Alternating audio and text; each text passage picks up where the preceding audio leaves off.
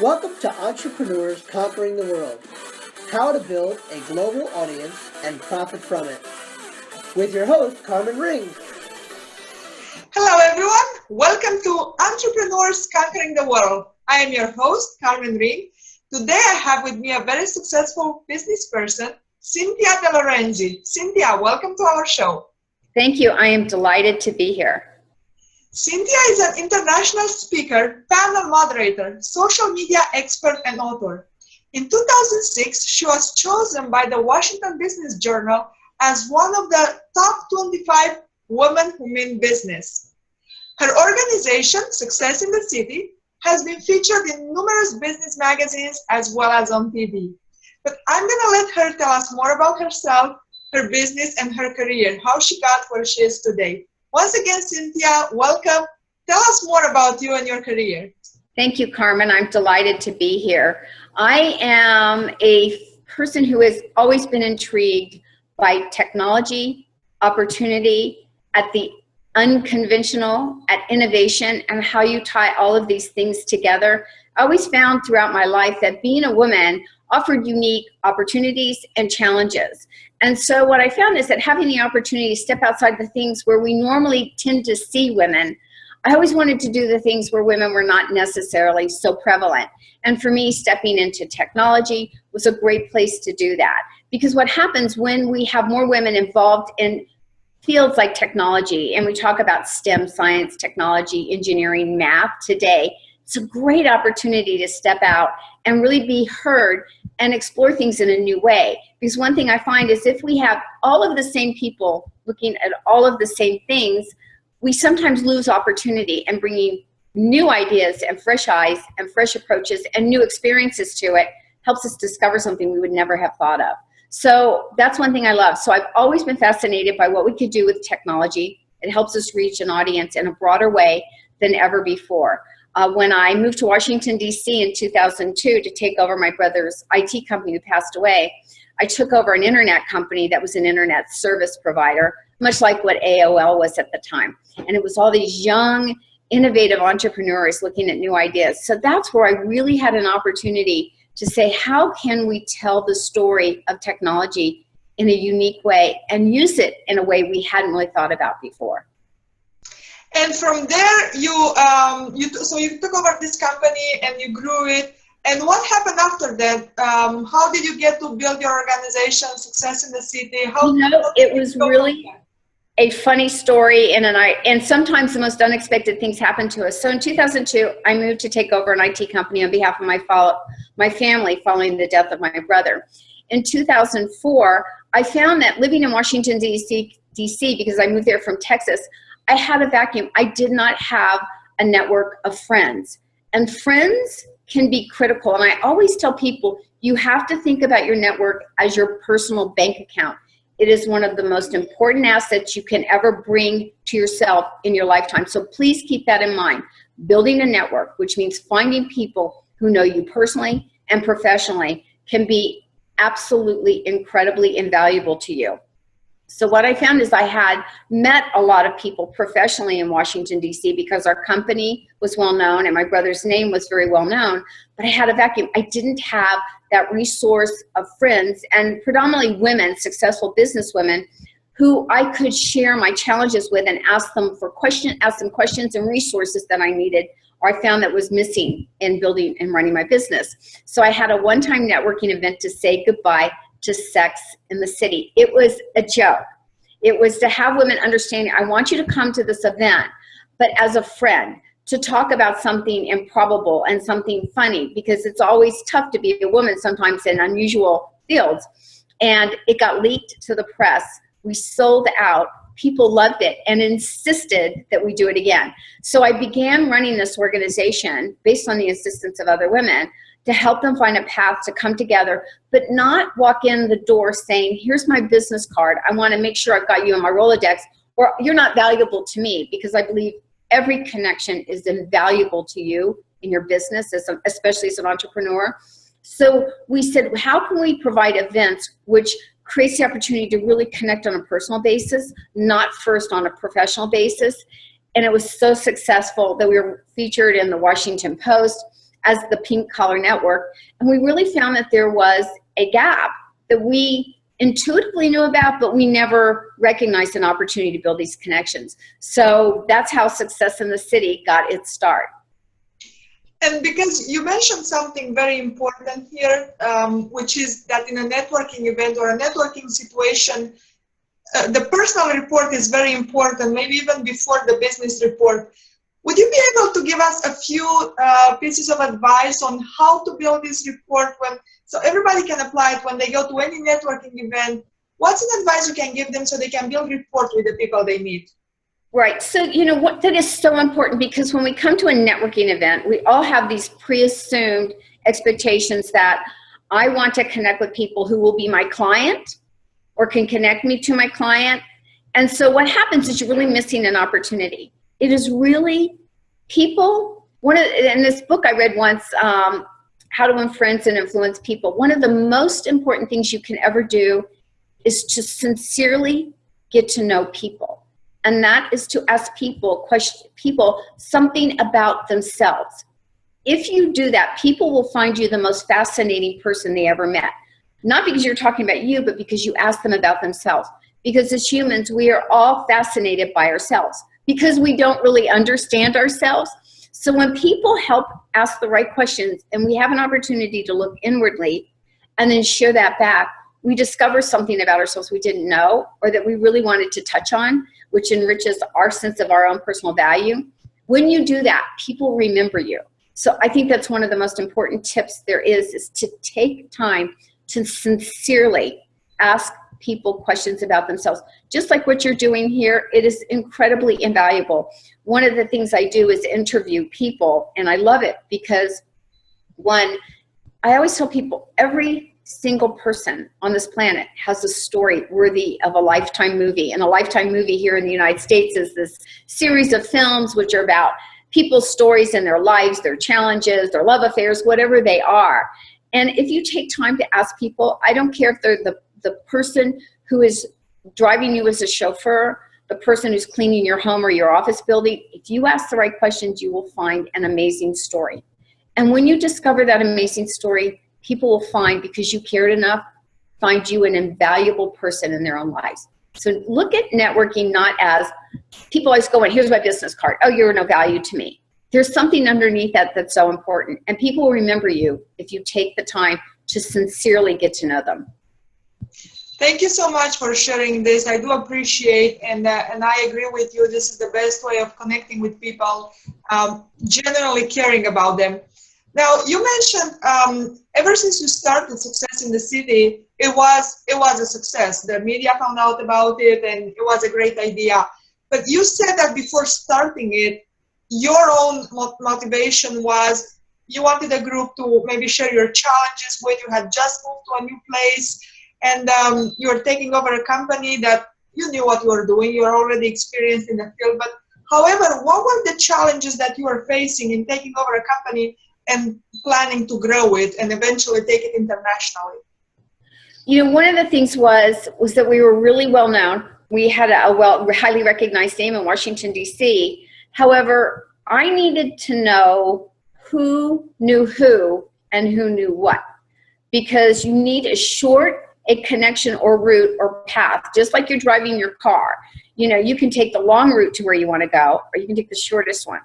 And finding those connections. The other thing is that when you know people, they become your advertising public relations firm. So number one, always remember that when you step into a room, before you have opened your mouth, before you have uttered a word, before you've said your first hello, you have already communicated a message about yourself.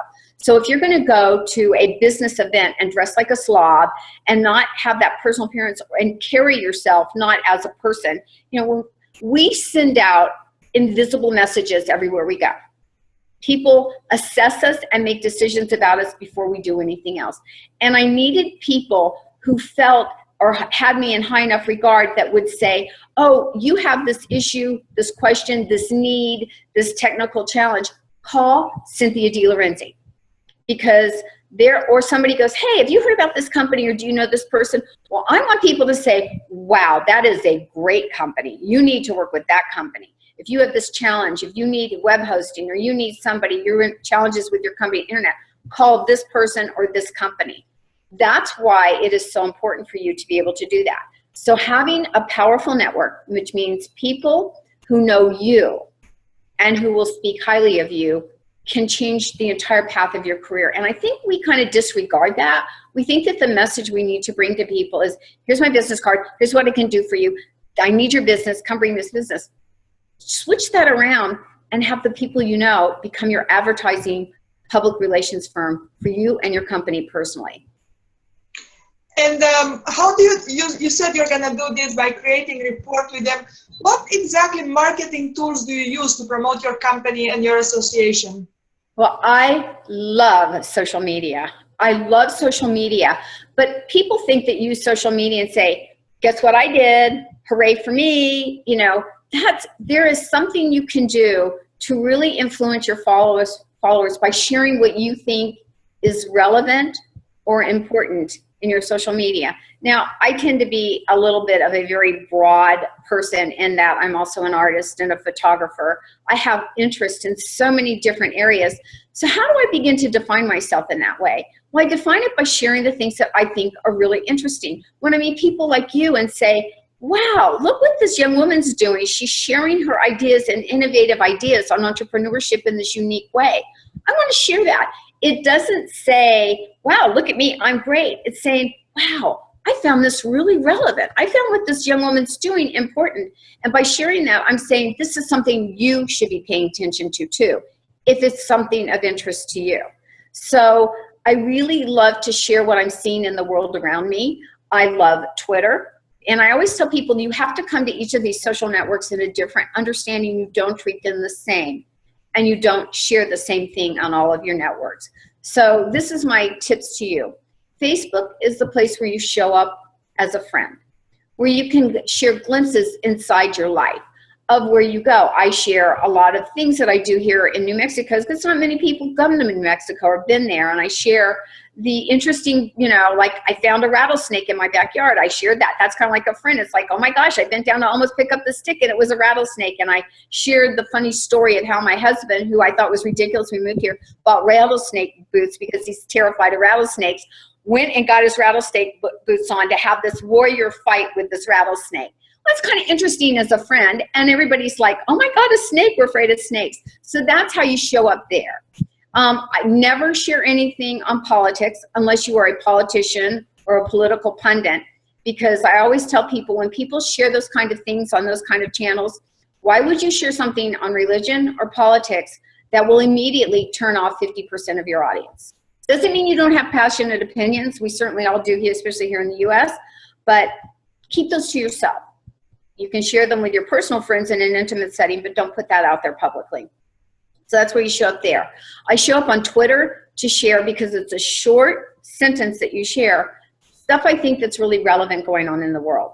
So that's kind of how I show up on that. It's a great place to share. Oh, I found this interesting article, and I may show a comment about my thoughts about it, on what I think about women in STEM today, on when your video comes out. That's a great place to share it because it just gets connected. Now, one of my favorite channels, and everybody ignores, is Google+.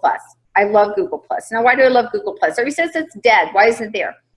I want you to think about Google+ as here in the United States, we have what we used to call the yellow pages. When you had a phone, you got a book called the yellow pages, and it had everybody in there. If you look at what Google serves in terms of our nation's infrastructure, and every country has infrastructure, it has telephone systems, communication systems, they have television systems, they have highway systems, they have transport systems. That is all part of what the world is. Google also is an infrastructure which helps us find connections to resources and news and information. And people miss an opportunity by not signing up on Google+, because when you do a search, which is now the language of I Googled it, if you're not on that platform, you're missing an opportunity to be found. So people don't understand how absolutely invaluable it is. So I always encourage people, get on Google, get your business, get your name, get yourself on Google, because when people search you and if people are going to have a meeting with you, very often people will Google you or search for you. They'll find out information that may be relevant to getting to meet you. So those are just some of the key networks. Of course, there are abundance of other things you can be doing, but those are things I think that are really relevant today in terms of social media.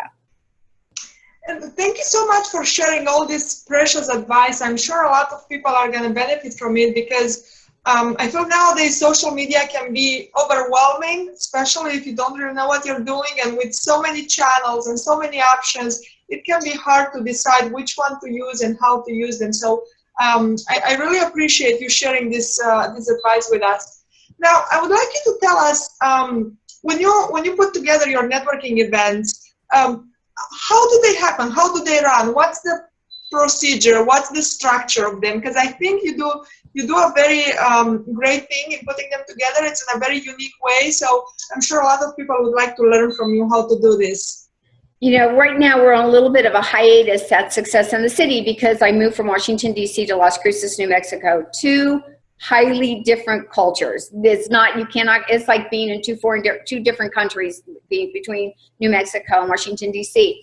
But when we hosted an event at Success in the City, one, we always wanted to bring a component of humor and relevance. So we always tried to think about that, because you're not going to stand out if everything you say is blah, blah, blah, blah, blah, blah, blah, blah, blah. Boy, I want to go to that event. You know, it's like everybody else's event. How do you get people interested in what you're going to bring to them?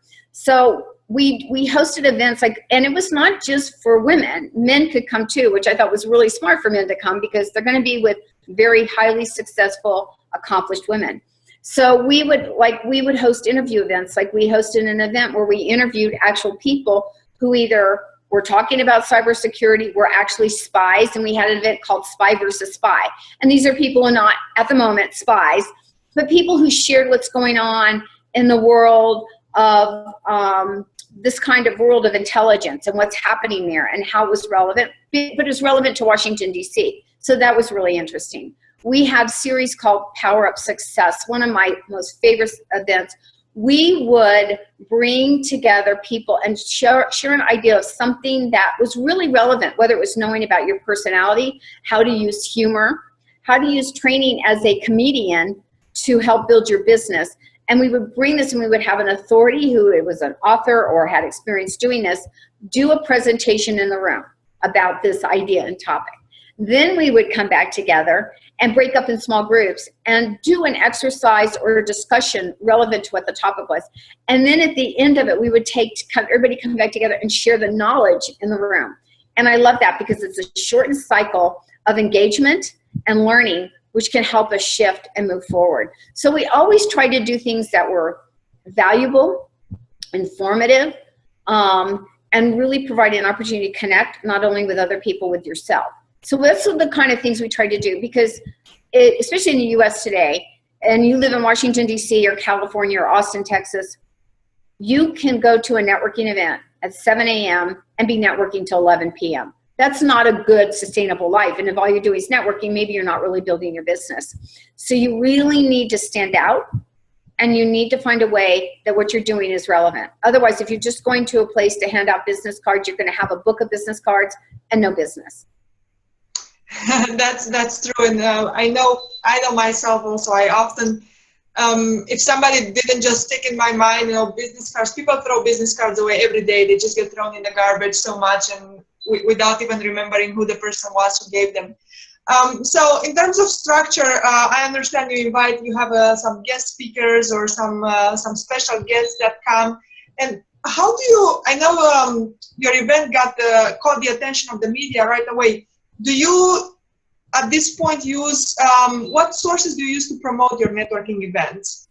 Well, one, of course, we do it online. It's always important to build up a database of people that you've met.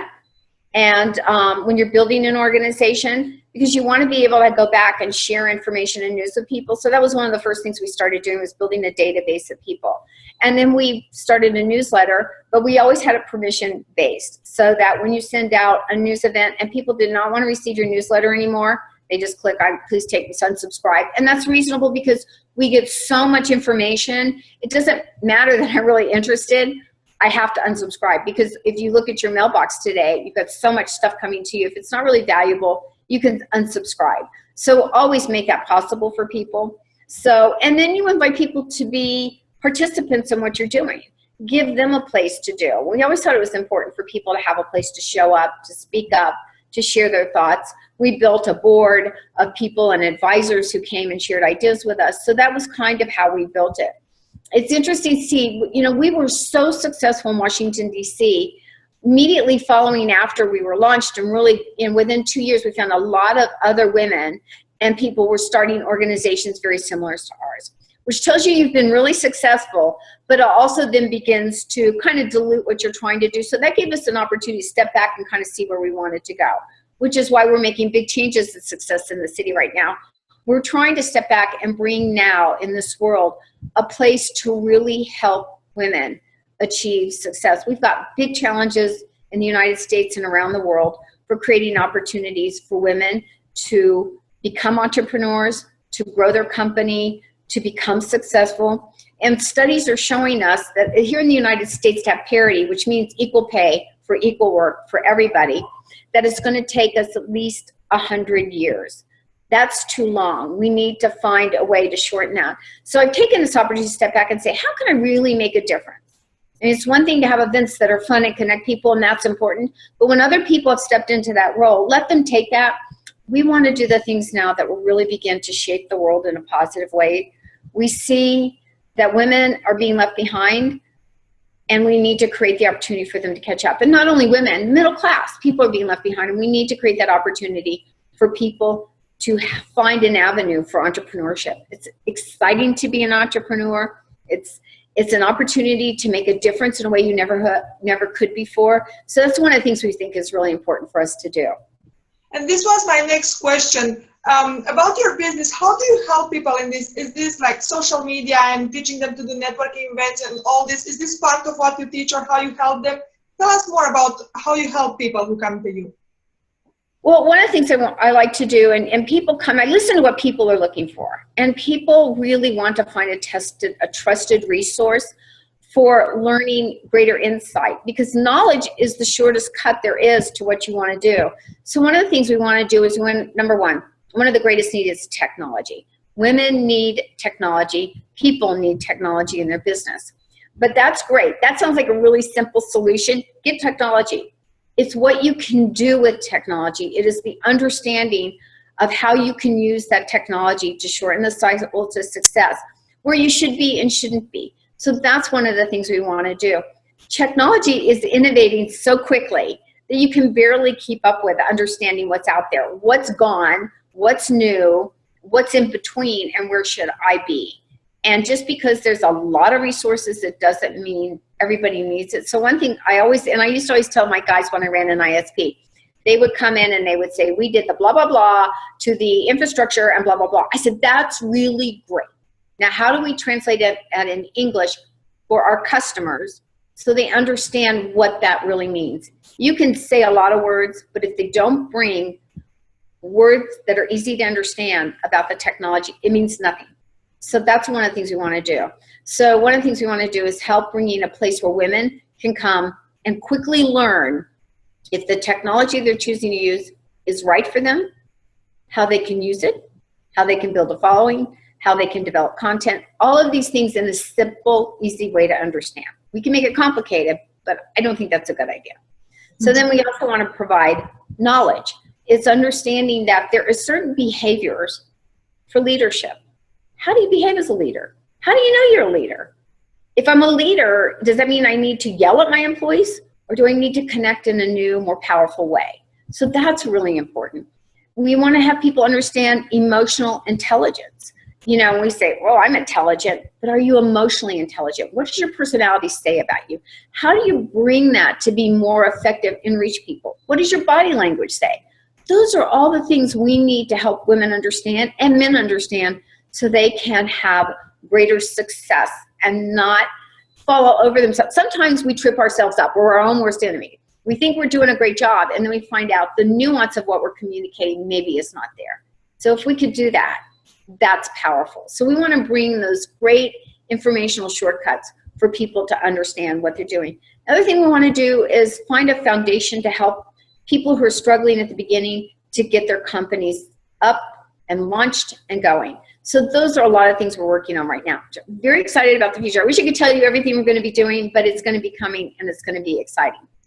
If you can just tell us just a little bit of the ways how you do this. Do you have live events? Do you do coaching calls, video conferences? I know one of the ways you take your message out is by being an author, and I'd like you to tell us a few words about your books too. And so tell us a little bit about the ways how you deliver this, this precious training and knowledge. Well, one of the things we use is just like you're doing here, which is brilliant, video. Video is a great way. One thing I love is using video to reach people. Why is video important? Which you can type something, but we're so overwhelmed with so much information. But when people speak, it draws us in. If somebody says something relevant, we want to stop and listen. So video is one of the tools I use to reach people. The other thing I do is I do mentor people. I do have coaching calls and let people come in and answer questions on social media. We are changing right now as much as the world is changing. So we're finding our new path and ways. We're getting ready to launch a new international platform, which is really focused on women, but also for men. So it's not exclusively for women, but one thing we know is that studies show us, there are a couple of interesting things happening in the world right now. One, studies show us that when women are given the opportunity to become entrepreneurs, 90% of the money that they bring in goes to their community and their family. When men are given the same opportunity, which is not to be disparaging of men, it shows our cultural differences, our differences between sexes, is that men only put back a minor amount of that money back into their community. So that's very telling for us. So we know that if women are given the same opportunities, what happens is the world is a better place. I think women in the world make a softer place. I've just learned an alarming statistic, which I think it's very telling and it's very troubling, is that right now on our planet there are 60 million more men than women, when actually where we go through the evolutionary process, we should have, as we go through the aging process, more women than men. We now have fewer women on the planet due to gender violence. And I think if we lose the majority of women on our planet, I think this is going to be a very alarming factor for more upheavals throughout the world. So I think this is alarming. I think it tells us something. I think when we look at what's happening globally, I think we need to find a place to protect women and bring them together and actually uplift them, because it's not just good for women, it's good for men, it's good for the planet, it's good for Earth, it's good for children. So I think that this is one of the things we really want to focus on. So I want people to be mindful of this and what's happening today. So that's why we really want to help women have a foothold in entrepreneurship, no matter where they are on the planet. And can you tell us a little bit, just because we're getting close to the end of our time together, about your books, just a few words, and what kind of market do they reach, if you're planning to have them translated? Well, I wrote a chapter in a book on social media and Google+, which was now about 4 years ago, and that's really changed now. I'm working on another book, which is partially written. I hear my phone, I apologize. Which is partially written. And it's going to be talking about how we think affects how our future is. So that's one of the things I'm going to be talking about. And do you plan to have this book translated just to reach a wider market at one point? Not at this time, but you know, now that you say that, that's a great idea. I would certainly something I would consider doing if I had the right translators who'd be willing to help me do that. One thing that's great though is Google, if you come in, Google will do translation of almost any language for you. That's true. Now they're coming with, like you said, technology nowadays is in a continuous evolution, and then more and more translation tools actually are on the market. So that's going to be much easier in the future. Now, Cynthia, thank you so much for sharing all this valuable information with us. And I know you have a surprise for our audience. I'm going to let you say a few words about that. Yes, so in August, once we have this video come out, we're going to be sharing with you a call on how to use Google Plus for your business, how to use Google, how to make your business grow. So I'm looking forward to that. We will share that, send that information out to everybody who's watching this video. And I look forward to speaking to you soon. We'll also have my contact information. So if you do need to reach me at a sooner time, or you've got a really important question, or email, you're welcome to reach out to me. I look forward to helping you grow your business.